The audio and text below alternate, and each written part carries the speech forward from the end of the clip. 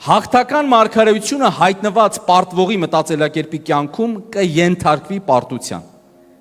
Մեկնաբանում եմ ինչ նկատի ունեմ ստեղ։ Սիրելիներ, եթե դու պաշտամունքի ժամանակ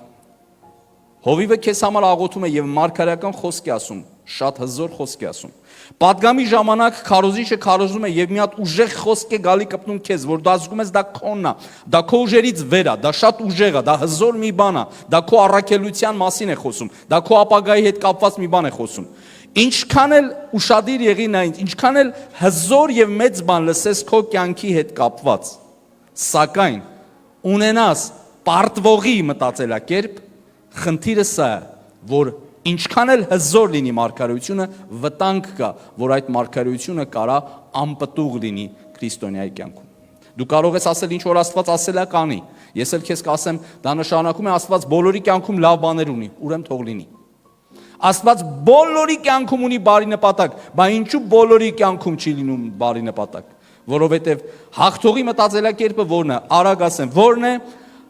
պարտվողի մտածելակերպը։ Պարտվողի մտածելակերպը սա է, երբ որ մարդը ասում է ես մեղքից չեմ կարող ազատեմ, սա պարտվողի մտածելակերպ է։ Երբ որ մարդը հավատում է, դա հավատք է սխալ բաների նկատմամբ։ Երբ որ մարդը ասում է ես չեմ կարող ազատվել մեղքից, ես չեմ կարող փոխվել իմ բնավորությունից, ես չեմ կարող իմ սովորությունից փոխվել, ես հաղթական քրիստոնյա չէ, սրանք բոլորը հավատք են սխալ բաների, սա պարտվողի մենթալիտետ է եւ մտածելակերպ է։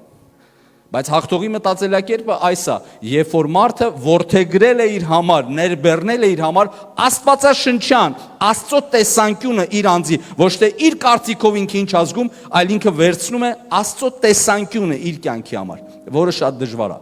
Բոլոր քիմիայի դասատուների, բոլոր մանկավարժների, բոլոր ծնողների, բարեկամների, քեռիների, քավորների, սաղի կարծիքն ու թաղային ծանոթների կարծիք դնում ես մի կողմ, մեկ էլ վերցնում ես Աստծո խոսքի հեղինակությունը քո կյանքի մեջ եւ ասում ես ես կարամ լինեմ սուրբ։ Մարդկա սաղ կյանքը լսել ասել են քեզանից բանդուշ չի գա, մեկ էլ Աստված ասում է։ Մարդկա ավելի շատ լսել է բեդովլատ բառը, այդու այդ ասենց խոսքերը դրանք զոհասեղաններ են, թող քանդվեն ամեն սխալ խոսք, որ զոհասեղան է կառուցել քո կյանքի մեջ, թող դրանք քանդվեն Հիսուսի անունով։ Թույլ չտաս ոչ մի զոհասեղան կառուցի քո կյանքը, դրանք ուխտ են,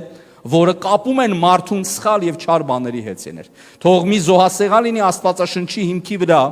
որ Աստծո խոսքը որդեգրվի, կարծես պատվաստվի Աստծո խոսքը քո կյանքի մեջ, որ ասես ես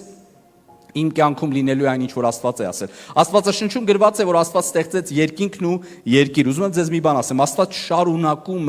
շարունակում է մնալ իր գործին, նա շարունակում է ստեղծել եւ արարել։ Ինչ է ստեղծում Աստված։ Աստված շարունակում է ստեղծել այսօր ոչ թե երկինքն ու երկիր։ Աստված այսօր շարունակում է ստեղծել հաղթողներ,